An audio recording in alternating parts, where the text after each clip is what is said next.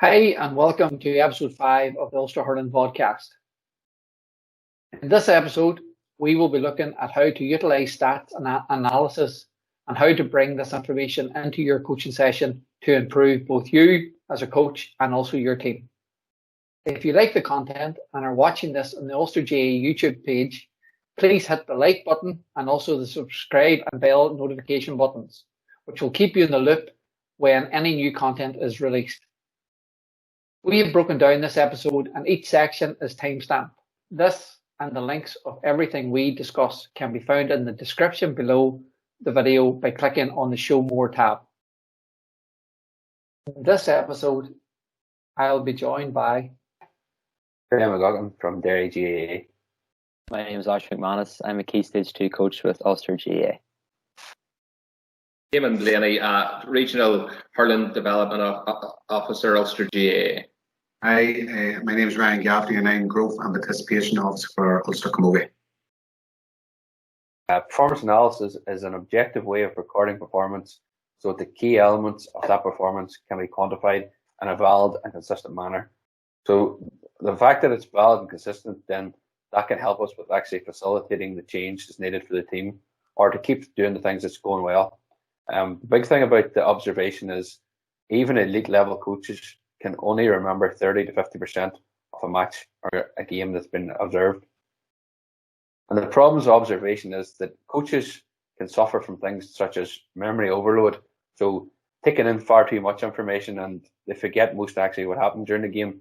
Subjective bias. So for example, a player maybe during training during the week wasn't really performing that well during training, then leading into the match, the coaches maybe think that in the back of their head, this boy hasn't trained hard this week, then it's going to affect his performance. The halo effect, where something can happen during the game and the performance can be rated higher or lower if the performer starts well, or just say even before half time, the performer scores a great score. You think to yourself, oh, he's playing really well, but maybe in the lead up to that, they missed 3 or 4 chances before that. So the last thing a coach sees can be remembered more so than the things that went on before it. So performance analysis, and this could be in terms of our coaching, could be in terms of our match setups or tactics. And performance analysis, you can look at the team and we can look at the individual. My big thing about performance analysis is that performance analysis is a signpost for the players and the coaches. That is not in isolation, but it helps empower the coaching process when embedded successfully in the coaching structure. What performance analysis we'll be looking at is the things about a performance is, are we getting better? Are we improving? Have we improved from last week? How does this performance rate against other teams at a similar level? What do winning teams do? What does the best teams do? And what areas are going well and what areas do we need to work on harder? If we're playing another team, what areas can we target in their gameplay? So why is performance analysis important? To achieve and maintain success, coaches and players need to know what they've done to make them successful. So what I mean by that is that if we know exactly what's going wrong in the match, then we know how it can be fixed in training. But if we're not getting that original information, then it's going to be very hard to fix it in training. And analysis alone is not enough to improve performance. It's the training is the key for this, but it's knowing where to look at for that. So in terms of the coach, why is performance analysis important? It enables in-depth review of performance.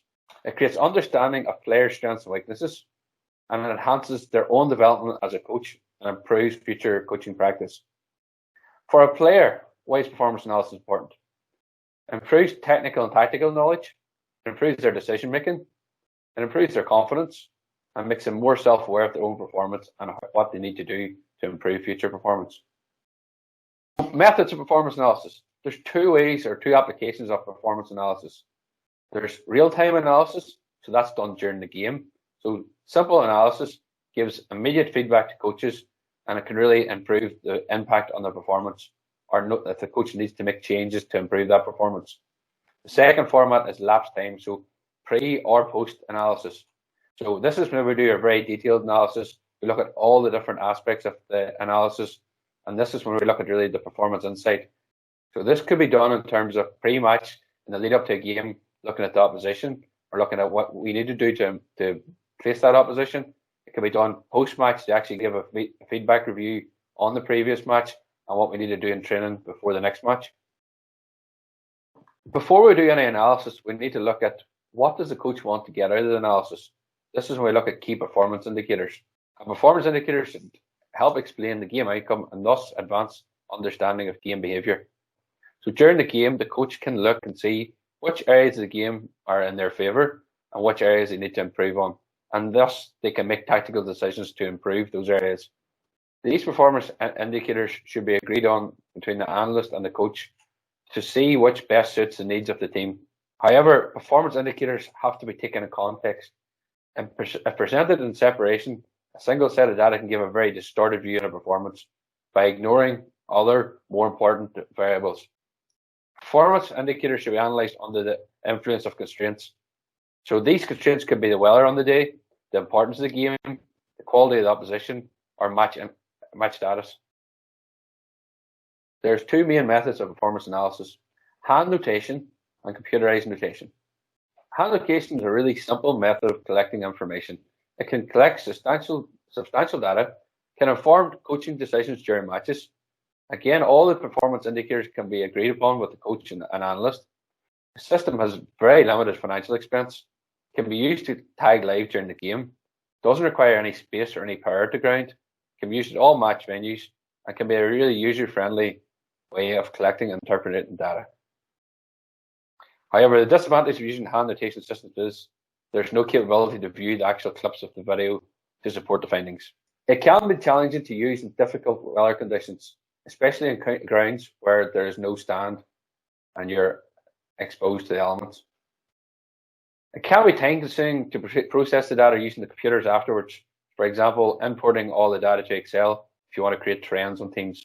Whereas computerized systems enable you to have all the data collected in one source, have the video clips associated with it, and are really user-friendly then to make dashboards, reports, and actually look back at the video data. The advantages of video notation analysis is it can collect and hold substantial data.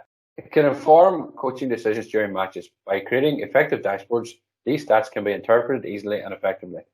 Video clips are all available to view instantly and then can be shared on with all the players and coaches. Presentations are easily made. You can have multiple users tagging the event at one time.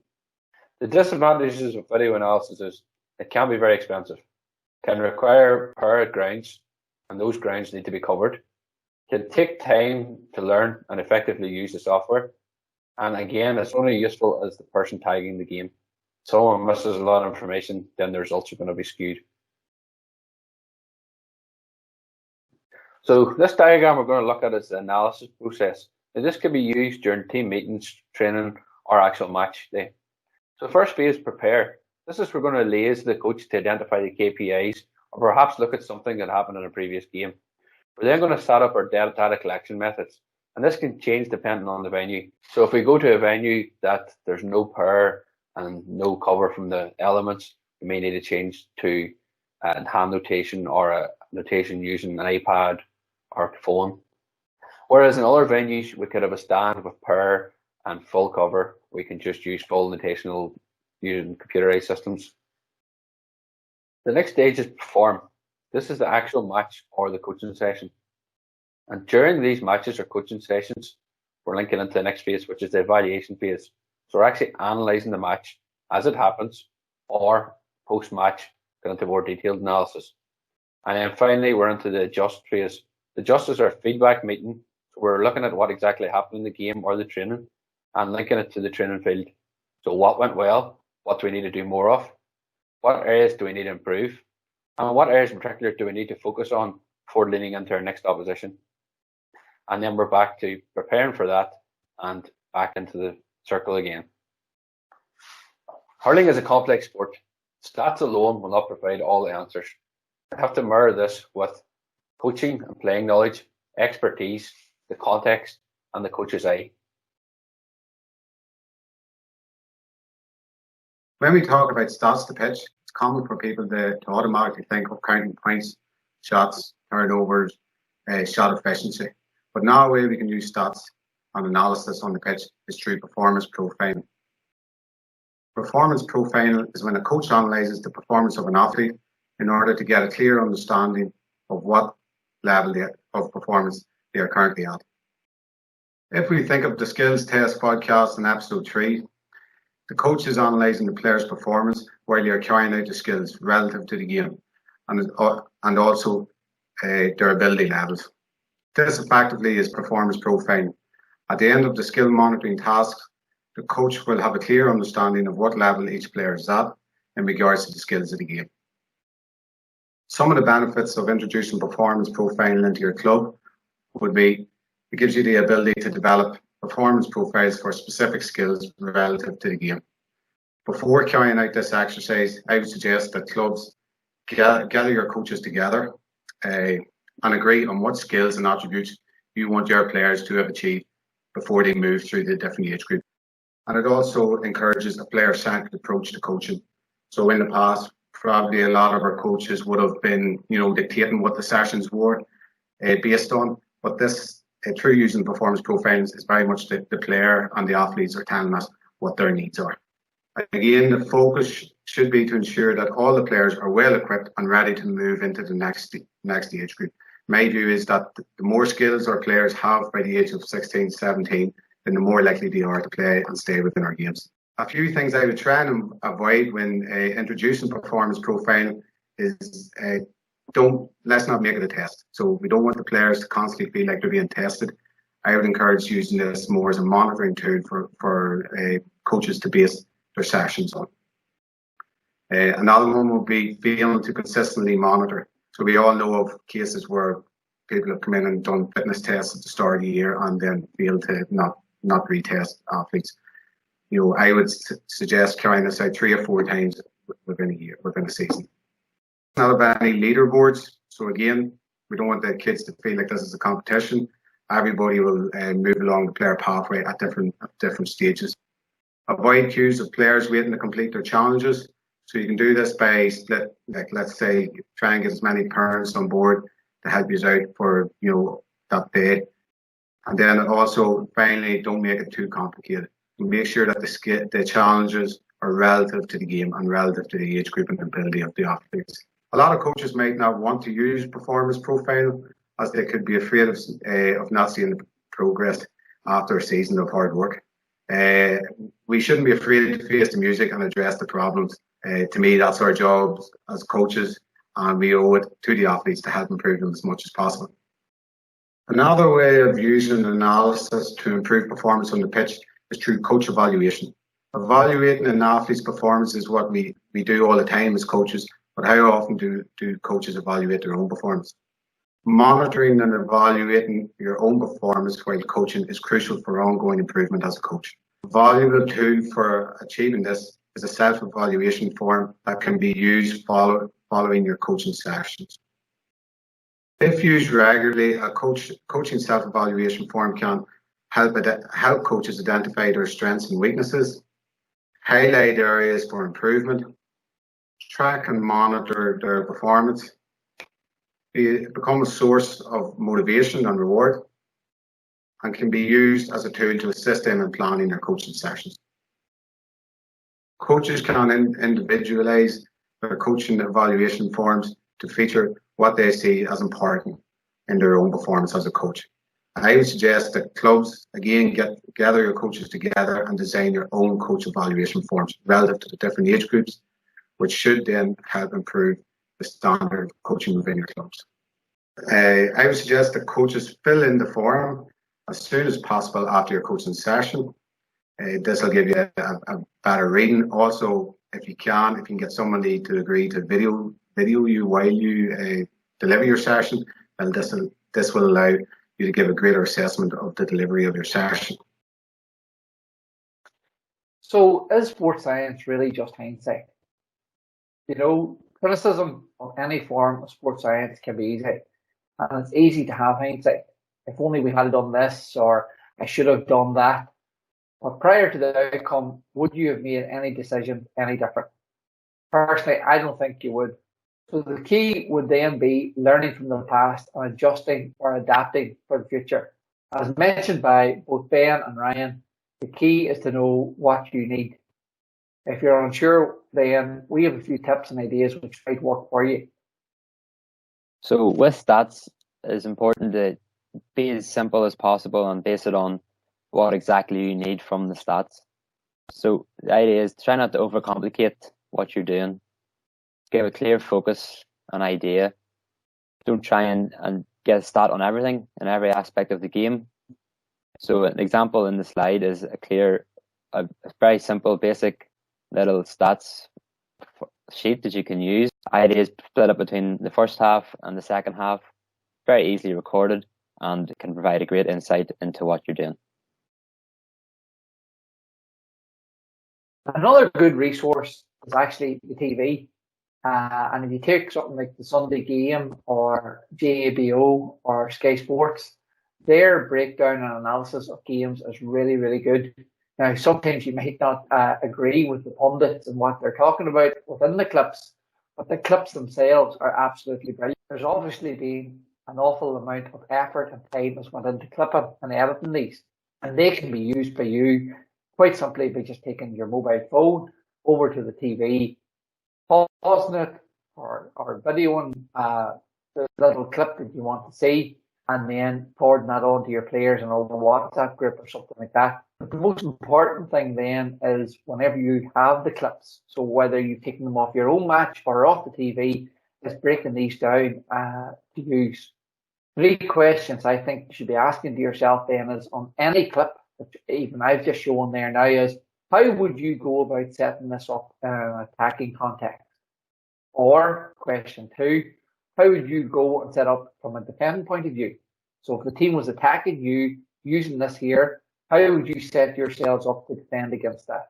And finally then, what would you do different compared to the clip? How could you set up a transition from a defending to attacking, or vice versa, whenever you win the ball or you lose the ball? Nowadays, there's any amount of apps and software which can be used to enhance and improve your video analysis. But again, as I mentioned by the boys before, this can be done very simply. Pen and paper is probably the most simple and easiest way to do this. And that way you can break down games looking at the things that you want to look at first of all. A little app which I use an awful lot would be the GA Score Stats Plus app. Use it on my phone. This allows me to take stats from a game on a mobile device and can provide you with any amount of data, from turnovers to puck outs, won or lost, free counts, scores, and allows you even to put in teams and make substitutions. So it's great from a management point of view. 2 aspects I really like with it is the ability to plot, freeze, puck outs, and where the shots were on a field, and then also the little timeline. This timeline visualizes the momentum of how the game flow is going and can be used really well in your next training session to break down where you have lost your concentration or how good you were hitting back-to-back scores together. It doesn't matter which app or which software you use. Dan's mentioned this previously. The results and what you get out of it is only as accurate and detailed as what you put into it. And there's a big difference between doing the stats or analysis live during the game and then watching a game after it's been over, like say watching it back in a video. Obviously, in the second one, you can definitely record a lot more and you can rewind the game back to in case you've missed something out. But when you're doing it live, you don't have that luxury. Also, by using software such as PowerPoint or Score Dominator, you can very easily set up scenarios or drills for your coaches or your players, which can only enhance your delivery and help you get your point across. Squad Animator here works on keyframe technology where you can place your avatars wherever you want on the screen and then move them by hitting the next keyframe and setting up whatever wee activities you use. Find it really, really good to use and very easy to use. Again, with everything that we have said so far, a major tip in all this is less is more. You don't need 40 or 50 clips in order to make your point. 1, 2 things to work on in your next training session will really, really enhance your performance. Okay, so Kim, we're going to look here just at the game flow from the Derry and Down National Hurling League final. So this game flow model was inspired by Colin Trainer on Twitter, and I put my own sort of spin on it as well. So the idea of the game flow is it tells us how the match is played out, as opposed to a stats report that just shows us the full time or first half or second half. So it actually shows us what's happening during the game, and it's broken down into each possession. And it tells us then, was there a shot recorded? It tells us how the possession was gained. Was it from our puck out own, puck out opposition, a turnover, or a throw in? It shows us whether a score has taken place and who scored it. And all this data is collected using hand notation systems and then exported into Excel for the data presentation, as you can see in front of us. First thing we look at is Derry's productivity from puckouts. So from their own puckouts, they recorded 4 scores, and from the opposition puckouts, they recorded 2. The second thing is Derry's response to down scoring. On each time down scored, Derry won the next puckout and cancelled out the original down score. And this phase of play, you can see here in front of us, the score line was 6 scores to Derry, 1-2 to down.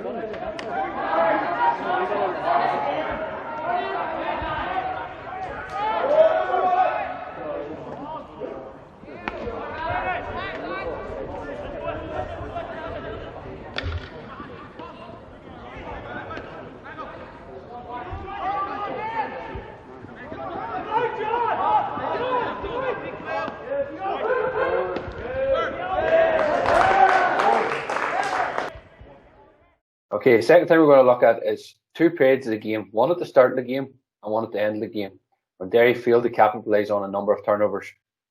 Especially the second period of the game, after Down had a man sent off, Derry scored a point, but then after that, Down went on, scored 2 more points, and Derry failed to capitalise on any of the turnovers they had. Okay, Kevin, here's the full-time stats report for the match. From this here, we're going to look at 2 improvement areas for each team that need worked on in the next training session. For Derry, the first area we're going to look at is the ball not sticking in the forward line. Derry were turned over 31 times in this area, which is 58% compared to Down's 40%. Over to the coaches now. We can't always blame the forwards when the ball isn't sticking in attack. Some coaches might be thinking that their forwards have poor touch or their handling is poor. In order to improve this area, I would advise looking at the delivery from defence while also looking at the movement of the forwards in attack. From watching the footage of the game, I've picked out 4 reasons why the ball might not be sticking in the attacking third. Sometimes the ball was being delivered from within the defensive third. This ball doesn't favour the forwards at all. Forwards like space, and normally when a ball is delivered from the defensive third, it falls into a crowded area. I would advise defenders to work on getting the ball out of their defensive third before delivering a pass into the forward line. So that might mean just taking that extra wee hand pass to get that 15 yards on up the pitch so we can deliver a better ball. There was a number of times the ball was played too straight into the forwards. So we all know examples of, let's say, a wing half back coming out with the ball and he drives the ball straight down the corner forward's throat. And sometimes it might be okay if it's played into their hands, but a lot of the time it's played along the ground. And to me, that's a defender's ball all day. All the defender needs to do is ensure that the forward overruns the ball and then the defender has the ball. In this case, I would advise forwards who struggle to get their first touch to just focus on keeping the ball in front of them until you get the chance to pick it up. There was a number of times that the ball was delivered into a crowded area. From watching the clips of the game, we can see a number of examples of when the ball was delivered from defence and landed into the area between the middle of the pitch. So if you imagine, if you want to break the pitch into the left side, the centre, and then the right side, a lot of the time the ball was landing right into the centre, so basically on top of where the centre forward might normally be. This is where the majority of bodies will be on the pitch, and this suits the defenders as forwards want space. Also, some teams tend to play sweepers, and that's exactly where they'll be.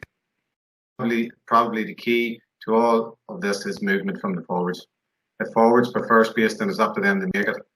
They must constantly be moving and creating spaces for the ball to be played into. This involves a lot of selfless running, but will definitely make the ball more likely to stick in attack if done right. An example of a drill I would use to improve the delivery from defence and the movement of the forwards would be as follows. Using the full pitch and working with the defenders first, line them out in their positions, play a long ball into the corner backs. Defender's objective is to work the ball out of the defensive third and play a cross-field ball into the space at the far side of the pitch where the corner forward would be. The right cornerback, right halfback and fullback work in one group, and the left cornerback, left halfback and centre back work in another. Defenders must use at least 2 passes, and then this can be brought up to maybe 3 or even 4 if needs be.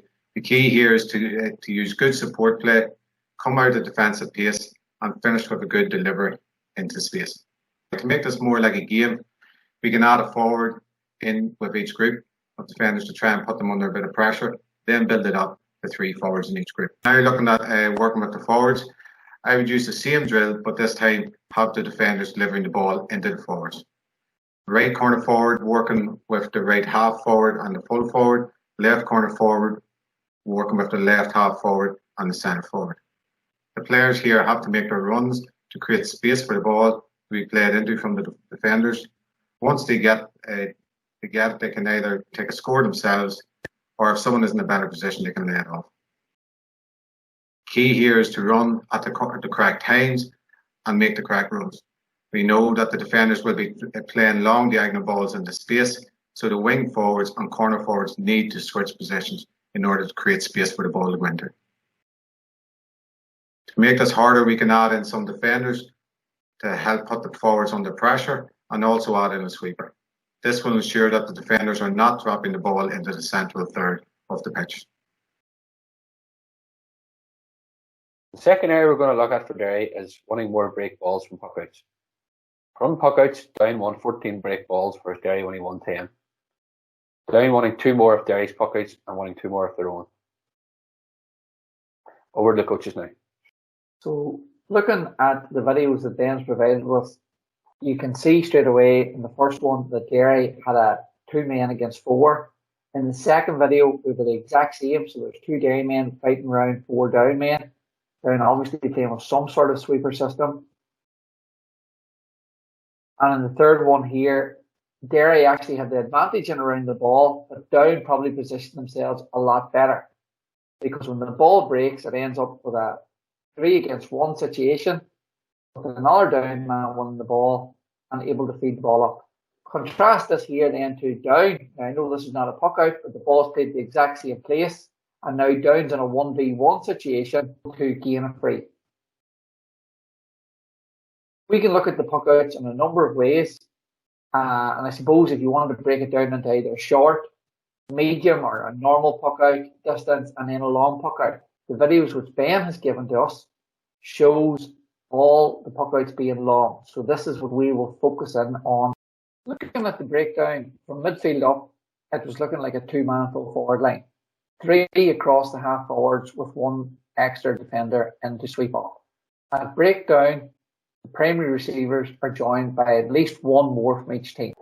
As you might not have the luxury of 30 players of training, I've set this up with 2 puck out target zones. The yellow one and the orange cones marking this out. The middle zone could also be used, but in this scenario, we will just target the same as the clips. So targeting each of the wings. Each zone has 1v1 in it to start off with. Again, you could set up the middle zone with an extra defender to make it 1v2, as we have here in the example. For me, the goal of the puck out is to try and win possession and then set up an attack which will lead to a shot and ultimately lead to a score. So we have a target full forward who can move along the inside forward line and is obviously the go-to player for the white team. Again, this could be a 2-man or a 3-man full forward line or two-man full forward line being covered by 3 defenders. You can cut your cloth to suit. For the red team, they also have the opportunity to counter-attack and feed their forward line. In this scenario, it's 4 red attackers set up in a 2 out and 2 in, being covered man-to-man with a white sweeper if available. Now it's time for the fun part. The plan would be to run a few puck outs targeting the 2 zones to see how the players react to the scenario. Very little instruction given at this stage. Then allow time for the whites to come together and the reds to come together as a team to come up with a few plays to see how they would set it up. As the coach of the attacking white team, who are trying to win our own puck outs here, I'd be looking for less 50-50 balls being played. So more off the ball running, creating space for the goalkeeper to target. More communication from the players. Who is up for the ball and who is for the breakdown. Possibly one in front and one behind, but in front of your opponent at all times. This is best done at the player's pace. Don't be looking for everything to come together at once. It probably won't. But after a number of repetitions and a bit of guided questioning, you will see the scenario develop. The key for me is to keep it as close to the game as possible. So if it does break down or you are turned over, then let the game continue and see how both teams react and recover. Your opponent might get a score, you might get a score, but you're definitely going to come up with more to work on. For Down, first thing we're going to look at is missed scoring opportunities. Down missed 14 scoring opportunities, 5 of which didn't go dead. From Down shots outside the 45, they only recorded 33% scoring efficiency. Over to the coaches. So during the game, as you can see in the clips, Down had a few chances where shots were taken from difficult angles outside the 45 or dropped short into the keeper's hands. So a few ways we can try and work on this in the next session is to look at trying to get ourselves into a scoring zone in front of the nets in a reasonable range where we can score. So for us in Down, our idea is to try and get in front of the nets as much as possible in around the 45-metre line.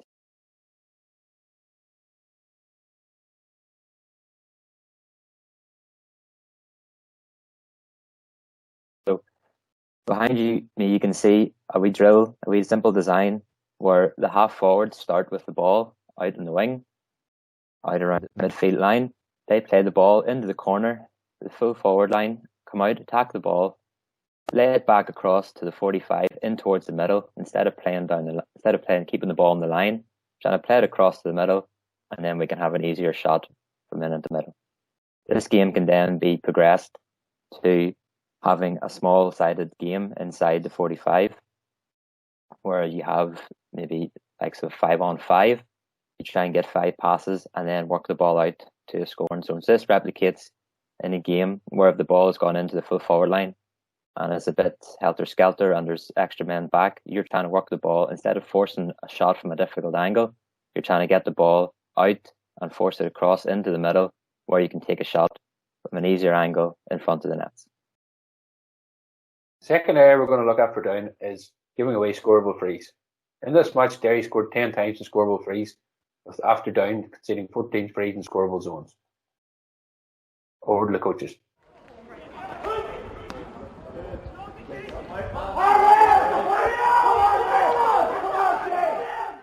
Right, based on the stats from the Derry Down game, I was sort of from a Down perspective looking at it and saying that Down gave away 10, conceded 10 through fouling. So other than it being criminal, it sucks the life out of your team that you're just giving away frees and just bang, the other team's just putting it over for nothing. It's very cheap. So one simple way I would think of dealing with that would be to say, right, the players, there has to be consequences for fouling within, say, 50 metres. So a basic simple game in training, right, whereby if somebody gives away a scoreable free, they're sent off for a minute, right? So there's consequences for sloppy actions. So they're off for a minute. So play on the match so their team's down a point. then as time goes on, if they come back on and they do a second foul for a scoreable free, they're off for a minute and a half. So I suppose that's just a common sense way of dealing with conceding scoreable frees. And finally, for both teams, we're going to look at creating and stopping goal scoring opportunities. In this match, Derry created no goal scoring opportunities, whereas Down, having scored 2 goals, missed another 2 goal scoring opportunities. Over to the coaches.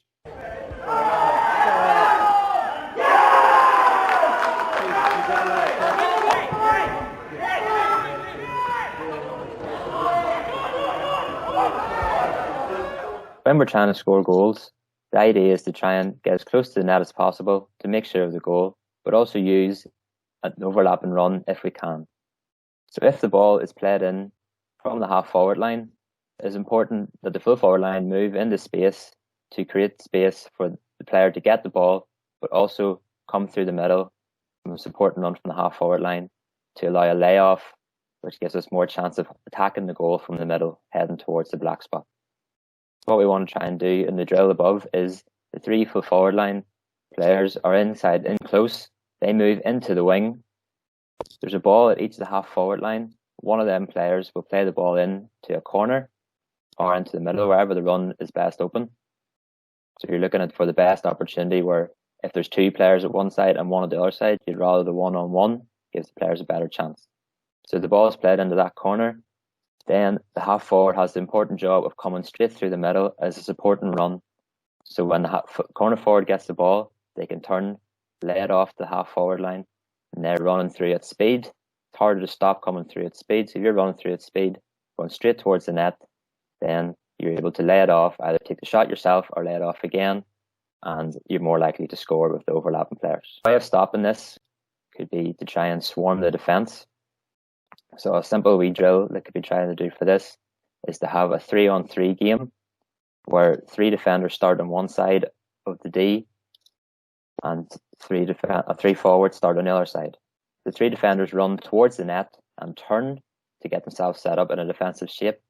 The forwards run out to the D, pick the ball and head towards the net. So now you have a 3-on-3 occasion where there's 3 forwards running at 3 defenders. So this will help train our defenders to understand to one that has to attack the ball and the others have to keep their eye on the other players. So you're trying to focus on, for the forward line, to try and work the ball around, but for the defenders to try and smother the player on the ball and force a turnover. And once we get the turnover, head to the wings. So this simple game could be overloaded in terms of players. You could have 4-on-3 with worse defenders, or as we did in the previous exercise, 4-on-3 whereas the forwards. So you can add and change where you need to, where you see fit, give more pressure for the forwards or more pressure for the defenders. We hope that you have enjoyed this episode and you can put some of these ideas to use in your sessions and coaching.